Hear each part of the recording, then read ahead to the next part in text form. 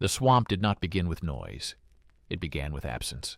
A door left open, a lantern still burning, a bowl of food untouched, and cold footprints leading away from the village and ending at the water, as if the earth itself had decided to swallow. The rest, the first man was a hunter, the second a guard, the third a boy, who should not have been near the mire at all after that. No one kept count. They only watched the path and waited for the next set of prints to vanish. Ronan arrived when the fog lay low and heavy, pressing against the ground like a living weight. He walked through the village without asking a single question, because he already knew the answers. The silence told him enough.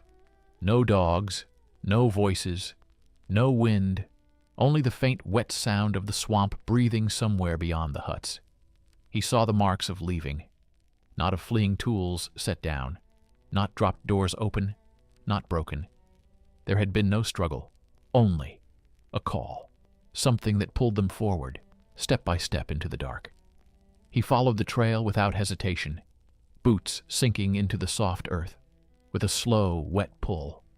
The further he went, the warmer the air became, and the smell changed.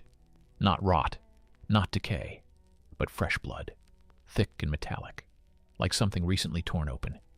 He stopped once and crouched, pressing his fingers into the mud. It shifted beneath his touch, not like water, not like soil, but like flesh, slow, heavy, alive. He stood again and kept moving. The trees thinned, the ground dipped, and the black water appeared ahead, flat and wide and too still, the kind of stillness that watches back. Ronan did not draw his blade. He stepped closer to the edge and looked down. The surface showed nothing. No reflection, no movement, just a dark mirror that refused to give anything back. Then it broke a single ripple wide and slow, spreading outward from a point too deep to see. He waited. Another ripple followed closer, this time heavier. The pattern was wrong, not random, not drifting. Something beneath was circling, not in haste, but in control. Listened, and beneath the silence, he felt it a pulse, low and steady, a heartbeat that did not belong to any creature that should exist in such water. It was too large, too slow, too certain. The smell rose again, stronger now, blood and meat, not old, not spoiled. Something was feeding below him, feeding now. Ronan stepped forward into the mire. The mud closed around his boots, pulling down, as if trying to claim him, before anything else could. The water moved again, the ripple tightening, forming a wide circle around where he stood, as if marking the space, as if drawing a boundary. He did not move. He let it happen, his hand resting on the hilt of his sword, his breathing slow, controlled. Then the surface lifted just enough for him to see it. Not clearly, not fully, but enough a length of something dark, sliding beneath, thicker than a man, longer than a boat. The water bulged over its back and then settled again. The movement was deliberate, not hunting, not searching. It knew exactly where he was, and it was taking its time. Ronan felt the ground shift again beneath him. The same slow living motion he had felt before, only stronger now, connected to what lay in the water, as if the swamp itself was part of it or belonged to it. He stepped deeper, ignoring the pull of the mud, until the black water reached his boots. The surface broke once more closer, now a long shape turning just beneath the skin of the swamp. And for a single second something pale moved within that darkness, something like bone or teeth or the inside of a mouth too large to close. Then it was gone. The water stilled. The circle around him stopped tightening and held everything, held the fog, the air, the pulse below. Even the faint movement of the mud froze, as if the entire mire was waiting for a single decision. Ronan did not step back. He did not draw his blade. He simply stood and watched, because he understood now this was not a creature that rushed. This was not a beast that chased. This was something that fed on certainty, something that let its prey come to it, something that chose when the moment was right, and as the black water settled into perfect stillness and the deep pulse below slowed, just enough to be felt rather than heard, Ronan knew with absolute clarity that the swamp had already decided, and that whatever lived beneath it had just chosen him. The water closed over the last ripple, and the silence pressed harder, as if the swamp itself leaned in to listen. Ronan did not move. He let the stillness stretch until it felt like a blade against his throat. Then he shifted one step deeper, and the mire answered at once. The surface shivered, a slow, widening ring. The pulse below quickened, not faster but stronger, each beat pushing a faint tremor through the mud around his legs. The smell rose thicker, blood and iron, and something raw that had not yet learned the word decay. He drew the sword an inch, not more, just enough for the metal to breathe cold air, and the sound carried farther than it should have. A thin line of steel against the night.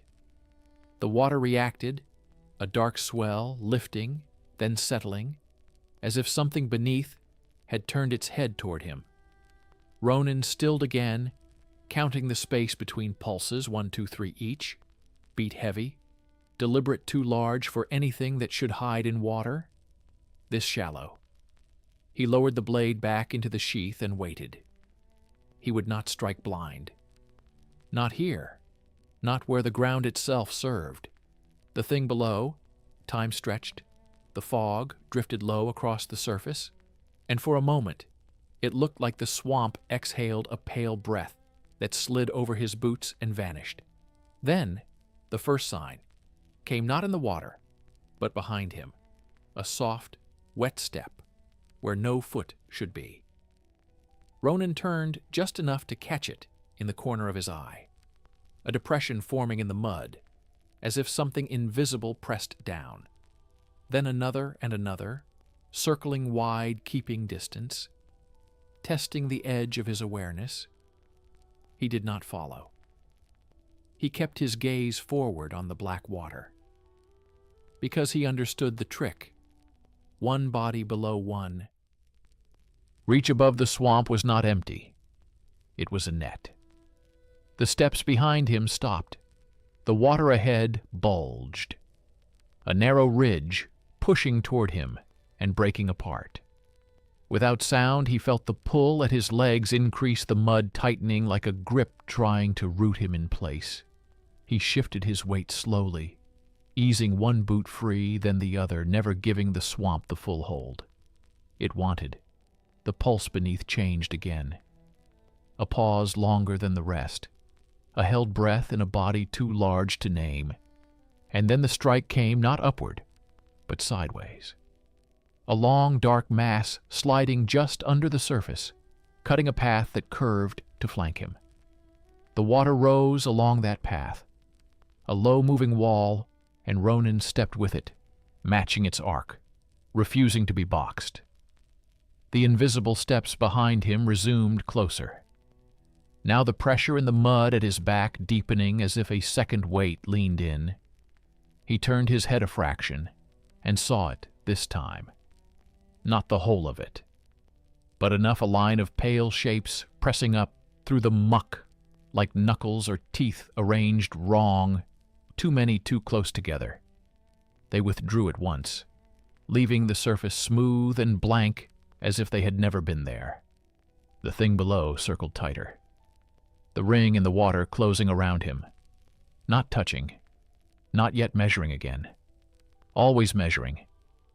Ronan exhaled slow and dropped his center, lowering his stance, letting the swamp take a little more of his weight on his terms. Not its own? He lifted the blade free in one clean motion, the steel catching no light. because there was no light to catch only the dull certainty of its edge. The water reacted immediately. The circle broke into overlapping waves.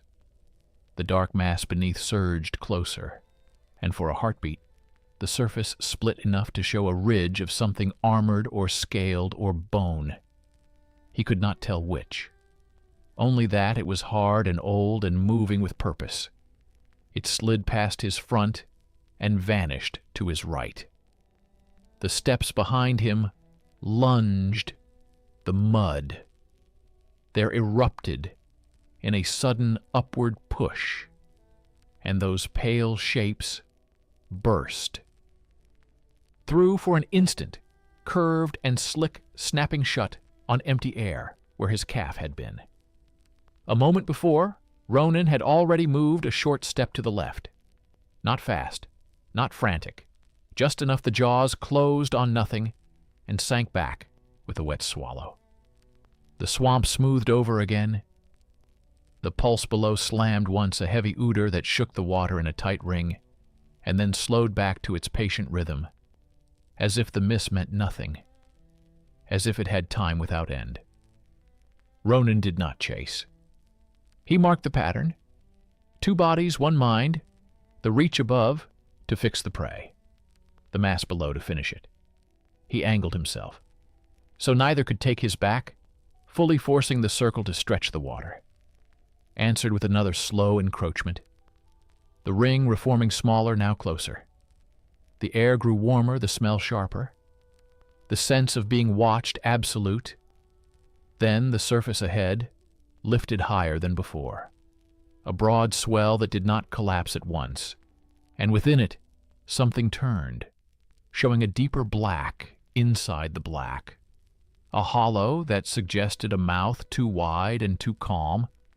Ronan stepped forward into it, deliberately inviting the line, forcing the creature to commit. And the swamp answered with a sudden tightening everywhere at once, mud-gripping water rising, the invisible steps snapping closed behind him, and the deep pulse below drawing in for a strike that would not miss if he remained where he stood. And in that held fraction before impact, Ronan set his feet and waited. Because now he had what he needed: the rhythm, the reach, the lie of the ground, and the certainty that the thing beneath the swamp could be forced to show itself if he gave it just enough of what it wanted. The strike came like a thought already decided. The water did not explode. It rose in a controlled surge, a wall of black folding over itself. As the mass beneath drove forward, Ronan moved at the last possible instant. A short pivot, not a leap, not a retreat. Just enough to break the line, and the surge past his chest, by a hand's width, the edge of it, brushing him with a force that spoke of weight far beyond what the mire should hold. The mud behind him snapped shut again, the pale jaws bursting up where his leg had been and clamping on empty water before sinking back with a wet gulp. The second reach was faster now, no longer testing. It had measured enough. Ronan cut downward, not to kill, but to mark the blade biting into the surface where the ridge passed. And for a heartbeat, he felt resistance. Not water, not soft flesh. Something hard under a skin that gave, then slid away. The strike drew a line, a thin wound, and the swamp answered with a deep odor that rolled through the ground. The pulse below spiked, then steadied, angrier, but still patient. It would not rush. Not yet. Ronan stepped again, keeping the circle uneven, forcing the thing to turn, and turn costs time, even to something that owns the ground. The fog dragged across the water in low strands, and for an instant the surface showed more than it should. A long back or a series of them overlapping like plates or ribs. He could not count them. Only feel the scale of it. A body that did not end where it should. The swell collapsed. The shape vanished, and the ring tightened again. The second body rose behind him. Without warning, the mud there lifting, as if something pushed from beneath the land itself. The jaws broke through wider. This time, the pale arcs longer and more numerous, snapping. Not at his legs, but higher, aiming to catch and hold. Ronan dropped his weight and drove the pommel back into the hinge of that rising shape. He felt the hit travel through his arm, a dull impact on something that resisted like old wood or bone. The jaws shuttered closed too early, clacking on nothing, and he slid away before they could reset the swamp, swallowed them again, the surface smoothing over with a lie that hid the violence beneath the pulse below, changed. Once more, a longer draw, a deeper hold. The air grew hotter. The smell of blood thickened until it coated the back of his throat, and he understood. Next phase, it would not probe. It would bind the water around him, began to move in two directions at once, a tightening ring at his front and a slow push from behind the ground. Beneath his boots shifted. Not just soft, but angled, as if the mire itself tilted to guide him into a narrowing channel. Ronan did not fight the slope. He used it stepping where it wanted him to step, but faster by a fraction, stealing space before it could close the mass below. Followed the change. The ridge, sliding along the new line, tracking him with perfect knowledge of where he would be. Not where he was. He needed it to break that knowledge. He slowed, suddenly, then stopped the ridge overshot by a narrow margin. A small error, but enough. The surface bulged ahead of him empty for a heartbeat, and in that gap, he struck again, this time deeper. The blade driving through water and into that hard hidden back. The resistance came sharper. The edge found a seam, or a softer join, and bit in for a finger's depth, before the body rolled away, tearing the steel free. A dark stain spread for an instant, then vanished as the swamp drank it. The pulse below slammed twice in quick succession. The first true loss of control and the second reach answered in kind, erupting at his left. Not behind, not ahead, but from the side. Where the ring had been weakest, the jaws snapped across his path, forcing him to check his step. The channel narrowed.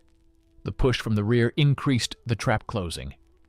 With intent, Ronan shifted his grip and turned his body side on, reducing what there was to catch. He stepped into the closing space, not away from it, letting the jaws pass across his front, close enough that he felt the wind of them and the cold of whatever lay inside. Then he pivoted through the gap they left and came out on the other side of the narrowing ring. The move broke the circle. For a breath. The mass below had to turn again, and turning costs. Even a patient thing. A fraction of time he used it to step onto a firmer patch. A rare island of root and packed earth barely larger than a door. He claimed it, without hesitation. The mud there did not take his weight. The ground held, and for the first time since he had entered the mire, he had a place that did not move. The water responded, at once. The ring reformed tighter and higher. The ridge beneath, circling faster. The second body did not rise. Instead, the ground around the island began to sink slowly, evenly, as if the swamp chose to drown the place itself, rather than reach for him. The pulse below drew in long and deep. The next strike would come from beneath, not beside, not behind. A vertical force meant to break the ground and take him whole. Ronan lowered his stance and set the blade point down, feeling the vibration through the steel reading the line of the coming surge.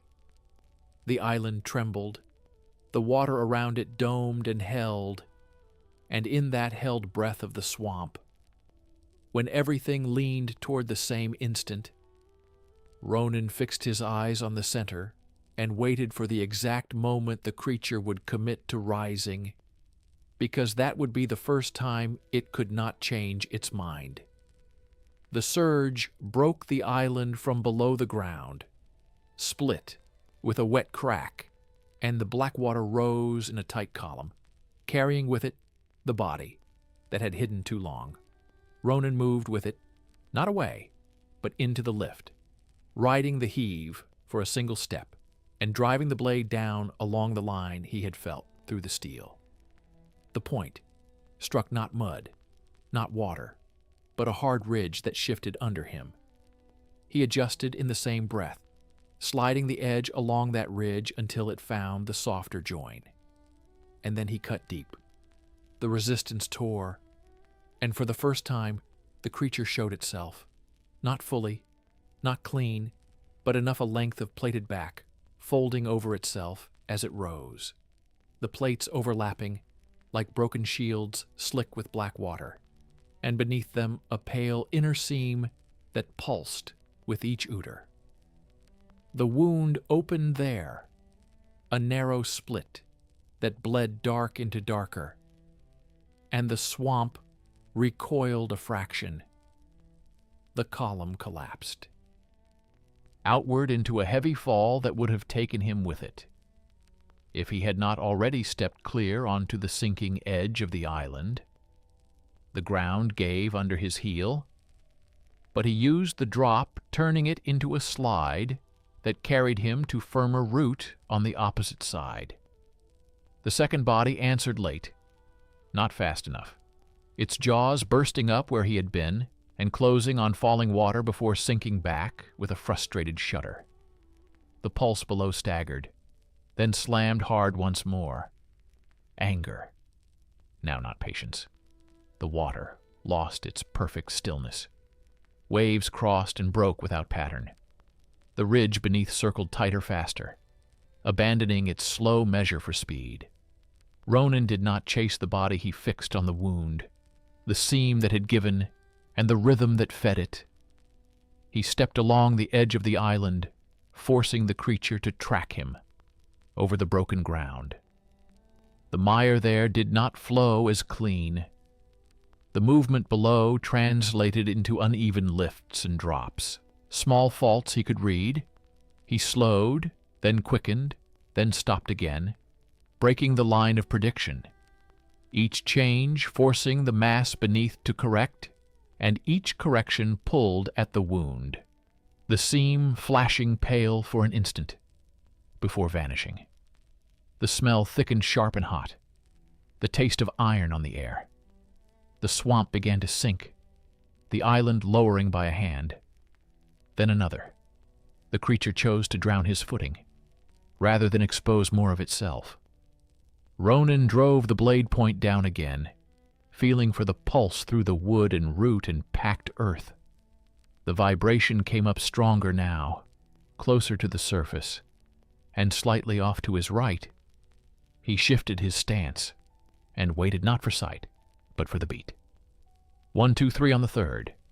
He moved a short step and cut low, not down, but across the path. The edge met flesh. This time, not plate, not ridge, flesh that parted with a sound like wet cloth. Tearing the body beneath jerked, and the surface above it broke in a long, shallow line. A hint of a flank or belly too broad to name.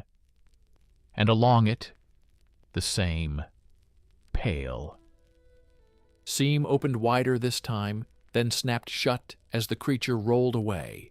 The second body struck again from behind, learning, adapting, aiming. Not to catch his legs, but to crush the space he would step into. Ronan did not retreat. He stepped into the strike, narrowing his profile and driving his shoulder through the rising mud. The jaws closed across his back, where he had been. A breath earlier. The pressure of them shook the ground, but found nothing. The miss cost the creature. Time a fraction only. But enough the main body had to slow to avoid crossing its own reach. The two parts out of perfect sync. For the first time, Ronan took that fraction, and used it. He moved to the highest point of the failing island, a small hump of root and packed soil that still held and turned to face the widest stretch of water, giving the creature a clear line, a clean approach inviting it to take the direct path. Predators choose certainty when wounded. The ridge beneath answered at once. The water before him bulged, broad, and rising higher than before. The pulse drew in, long deeper than any prior beat. The seam would open on the rise. It had to feed the motion. And in that opening, there would be a moment. Not long, not generous, but real. Ronan lifted the blade and held it low, angled not for a downward cut, but for a thrust that would ride the line of that opening. The swamp stilled again. Not the calm of patience, but the held breath before pain.